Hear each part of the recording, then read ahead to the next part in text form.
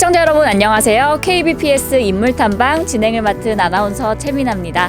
네, 오늘은 희망도시 행복광주 경기도 광주시에 나왔습니다.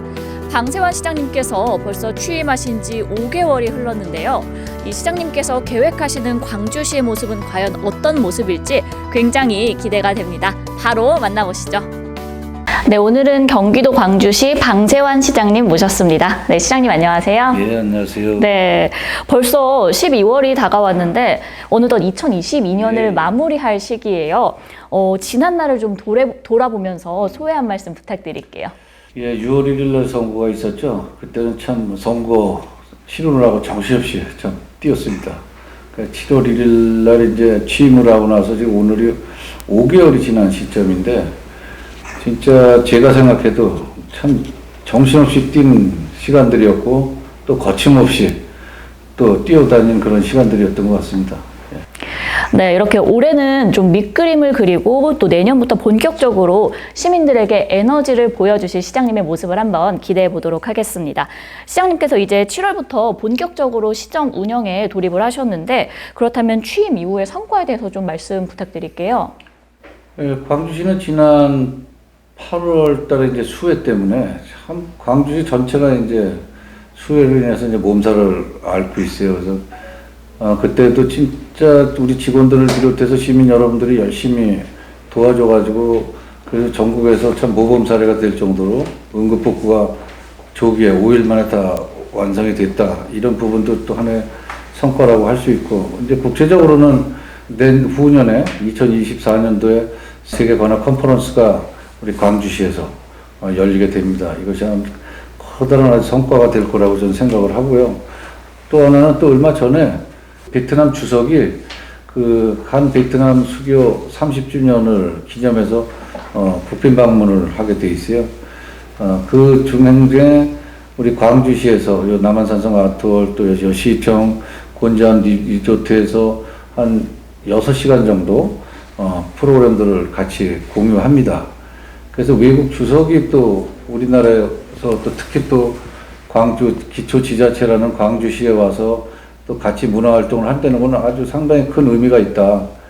그래서 거기에 대해서 큰 성과라고 지금 보고 있습니다. 네, 이 취임 직후에 세계 관악협회 유치라는 또 이렇게 굵직한 성과를 보여주셨습니다. 이와 더불어서 교통과 관련해서도 좀 중요하게 생각을 하신다고 들었어요. 혹시 그 특별한 이유가 있는지 궁금하거든요. 광주시는 도시개발이라는 것이 어떤 그 정부 주도하에 일어난 그런 택지개발 형식으로 해서 도시가 이루어진 게 아니고, 옛날에 이제 자연형 불악이라 그러죠. 자연형 도시가 이제 확장성을 키워가지고 이제 오늘날 오게 된 것인데, 이러한 구조상의 문제가 있다 보니까 그 속에서 이제 급격한 어떤 인구 증가, 지금 40만을 상회하지 않습니까? 또 그 딸린 어떤 그 도시 구조의 어떤 팽창, 이런 것들로 인해서 가장 힘들어하는 게 지금 교통 문제입니다. 그래서 그 교통 문제에 대해서 지금 주안점을 가지고 아주 크게 지금 끌고 가고 있는데, 교통 문제에 있어서 이제 두 가지라고 볼 수 있잖아요. 하나는 이제 도로 문제. 도로를 그래서 제가 뭐 공약에도 걸고 지금 시행을 하고 있습니다만, 스파이더 웹 라인이라고 그래가지고 거미줄 같은 그런 도로망을 통해서 교통을 좀 분산시키겠다. 그런 내용이 하나 있습니다. 철도 문제는 이제 국책사업과 이제 도의 이제 기획에 의해서 이루어지는 내용들이라 그거는 정상적으로 지금 적극적으로 또 저희가 정상적으로 추진될 수 있도록 상해 기관에다가 지금 건의를 하고 지금 이제 향후에 이제 뭐 국토부 장관이라든가 도의사 만나서 지금 적극 건의할 계획을 좀 가지고 있습니다. 그리고 대중교통은 지금 우리가 인구는 40만인데 지금 자동차 보유 대수가 20만 9천 대를 넘고 있어요. 그만큼 그 두 사람 중에 한 명이 차를 끌고 다닌다는 얘기죠.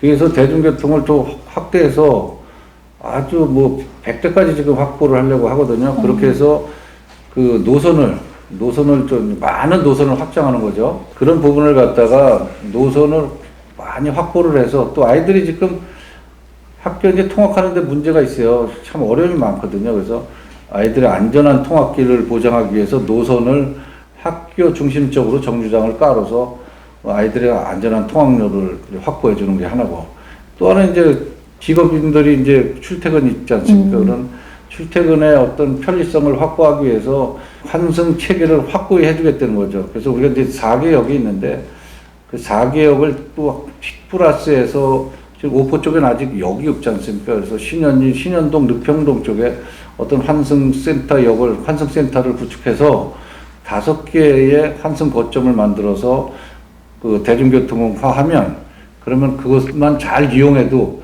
광주의 교통 문제는 어느 정도 좀 풀릴 것이라고 생각하고, 거기에 대해서 지금 아주 집중적으로 일을 좀 하고 있습니다. 또한 얼마 전에 국토교통부의 타당성 평가라든가 기재부의 행정안전부의 타당성 조사라든가 이런 부분들이 또 잘 승인이 났어요. 그래서 또 이제 속도가 이제 붙게 됐거든요. 그래서 속도감을 더 붙여서 아주 편리한 그런 교통 체계를 구축하도록 할 계획입니다. 네, 이렇게 교통 문제 내부에 좀 개선점이 많다고 하셨는데, 그렇다면 이 교통 문제 이슈를 위해서 도로 관련 부분에 대해서 아까 스파이더 웹라인 구축에 대해서 말씀을 좀 해주셨는데, 이 부분에 대해서 좀 상세히 설명 부탁드릴게요. 현재는 이제 우리가 이제 외곽망이 있어요. 아까 그 이제 타당성 검토, 타당성 조사라는 말씀드렸잖아요. 그래서 거기서 이제 승인난 내용들 중에는 이제 우리가 외곽 순환망이 있습니다. 그래서 그 7개 단계로 나눠져 있는데, 그 부분에서 이제 우선 4번째 이제 4단계에 들어가는 것이 이제 그 오포 양벌리에서 이제 투월이 이제 그 도평리 쪽으로 가는 그런 터널형의 이제 도로망이에요. 그래서 그것부터 이제 관련 예산을 이제 얼마만큼 더 이제 확보를 해야 되지만, 그 부분도 빨리 이제 정리를 한다는 거고, 또 하나 이제 천변도로가 이제 또 이번에 또 승인이 나서, 그래서 본지암촌을 중심으로 해서 그 양쪽 소위 말하는 뚝방길이라고 그러잖아요. 뚝방길을 이용해서 도로를 이제 지금 개설을 하려고 하고 있습니다. 그래서 그러한 그 천변도로를 갖다 더 확보하고, 또 내부적으로는 또 그 현재 갖춰져 있는 도로의 또 확장성을 키운다든가, 또 이제 오포 같은 경우에는 이제 그 성남시하고 잘 협의를 좀 하고 있거든요. 그래서 이제 뭐 57번 도를 좀 또 성남시하고 더 연결을 제대로 해놓는다든가, 또 신규 도로를 갖다 우리가 이제 광주 목동에서 신현동 거쳐서 그 터널을 형식으로 해서 이제 율동 공원으로 가는 또 계획도 있고, 이러한 이제 그 도로망들은 이제 확실하게 구축만 해놓으면, 그러면 아까 종합적인 말씀을 드렸지만 이제 그런 어떤 교통 문제는 이제 그래도 확실히 개선이 될 거라고 지금 믿고 있습니다. 네, 시장님, 그럼 이제 교통 문제에 대해서 이야기를 쭉 나눴는데, 철도 부분도 한번 짚어보도록 할게요. 이 철도 관련 계획은 어떻게 진행이 되고 있는지, 또 이제 GTX-D 광주 노선에 대해서도 한번 설명 부탁드릴게요. GTX-D 노선은 이제 대통령 공약상으로 걸었던 내용이에요. 그래서 이제 그 부분은 이제 여주까지 가는 그런 전철 내용인데, 이제 그 부분은 또 국책사업을 해서 지금 이제 대통령실에서 이제 지금 검토를 좀 하고 있어요. 근데 거기에는 이제 뭐 여러 가지 또 A 노선도 등장이 돼서 과연 어떤 것이 그럼 효율이 더 좋은가, 그런 부분들도 다시 좀 제가 검토를 하는 그런 입장입니다. 또한 이제 수광선이라고 해서 수서 광주 오는 그런 노선도 지금 현재 잘 추진이 되고 있고, 또 오포 같은 경우는 이제 판교에서 오포 가는 이제 도시철도 이제 8호선 연장 사업이 있습니다. 그래서 그 부분도 이제 현재 추진이 좀 잘 되는 편이고, 그리고 이제 또 하나는 이제 경광선 연장이라고 해서 광주를 거쳐서 용인으로 가는 노선이 있습니다. 그거는 이제 용인시에서 또 대통령 공약상으로 걸어놓은 내용이에요. 그래서 그런 부분들도, 그래서 우리가 이제 광주시, 성남시, 용인시하고 어떤 삼각편대를 이뤄서, 그래서 철도 사업에 대해서는 경기도나 중앙정부에 강하게 이제 어필을 하고 건의하고 그래서 이제 추진을 하려고 합니다. 그렇게 하면 정상 속도보다는 아마 속도감이 더 붙을 거예요. 그래서 조기 추진돼서 완공될 수 있도록 최선의 노력을 다할 것입니다. 네, 이렇게 교통 문제를 기반으로 이 광주시의 발전 계획을 풀어나가는 시장님의 의지가 돋보였던 것 같습니다.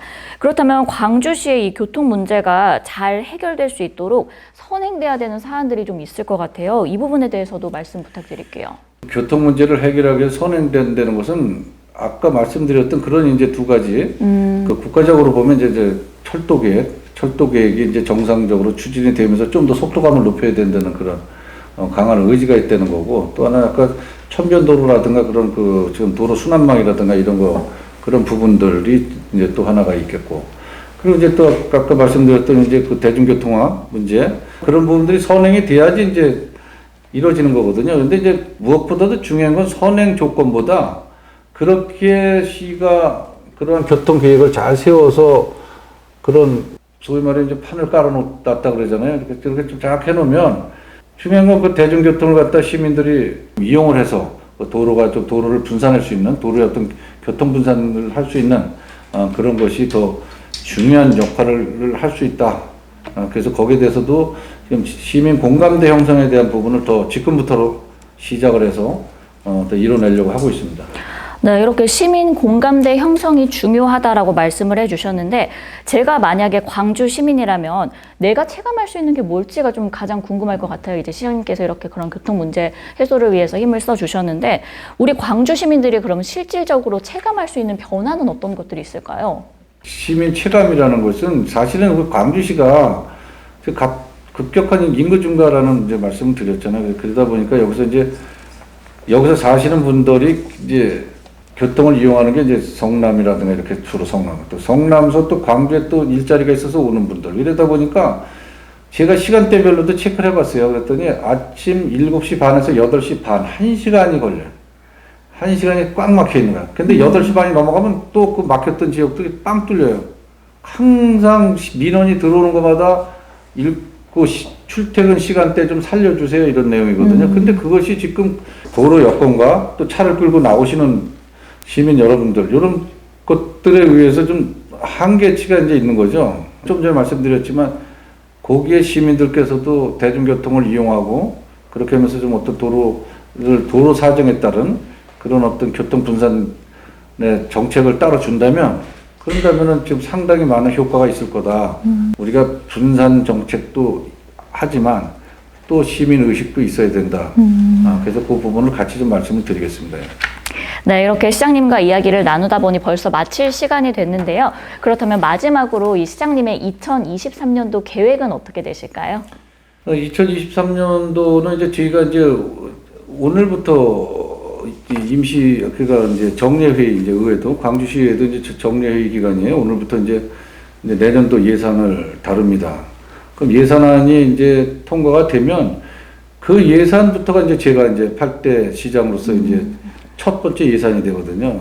그래서 예산 계획을 이제 잘 세워서 지금 이제 하고 있습니다. 그래서 그런 부분들의 중요성이라는 거. 그래서 지금 광주시 어떤 시책이든 사업이든 어느 거 하나 소홀한 게 없어요. 다 중요한 거고. 거기에 대한 또 우리가 사업 시기라든가 사업 예산을 투입하는 부분이라든가 국도비 매칭들이 또 상당히 있거든요. 국도비를 어떻게 해서 또 더 많이 시장에 다리품 팔아가지고 따다가 시 재원에 대한 어떤 부담률을 줄여주느냐, 이런 것도 있어요. 그래서 그런 부분들을 같이 내년도에 하면서 또 한편으로는 이제 2024년도 또 관악 컨퍼런스 준비를 내년도에 이제 또 하려면 또 이제 거기에 대한 이제 분위기 또 조성을 해야 되지 않습니까? 그래서 뭐 내년도에는 독일 빈 필하모니 오케스트라가 내한에서 광주에서 공연을 한다든가 또 여러 가지 지금 이제 다양한 이제 그런 문화 행사들도 내년에 준비를 하고 있고, 또 그동안에 이제 묵혀있던 이제 광주시 아주 이제 좀 스포츠인들 간에 이제 뜨거운 또 이제 논쟁거리가 뭐였냐면 종합운동장을 언제 건립을 할 거냐 했었어요. 그래서 내년 2월 달에 광주 양벌리에 위치한 이제 광주시 종합운동장이 2월 달에 착공을 합니다. 그러면 2025년도에 준공을 하게 되는데, 그 준공 시기에 맞춰서 우리가 사실 그동안에 그런 어떤 인프라가 없다 보니까 도민체전 하나 치르질 못했어요. 그래서 도민체전 유치계획이라든가 또 K4나 K3 어떤 시민구단을 하나 만들어서 우리가 좀 더 공격적으로 체육활동을 지원해 줄 수 있고, 그런 부분들. 지금 현재 또 각 사업들이 그 주민 편의시설이라든가 생활 SOC라든가 지금 많은 사업들이 지금 시장 내지는 준비를 하고 있어요. 그런 부분들을 하나 꼼꼼히 챙겨서 내년도에는 좀 더 속도를 좀 내야 되지 않을까, 그런 생각을 지금 가고 있습니다. 네, 시장님 오늘 좋은 말씀 감사합니다. 그럼 지금까지 방세환 광주시장님과 함께 했습니다. 시장님 오늘 함께 해주셔서 감사합니다. 네, 고맙습니다. 네, 오늘은 경기도 광주시 방세환 시장님과 이야기 나눠봤습니다.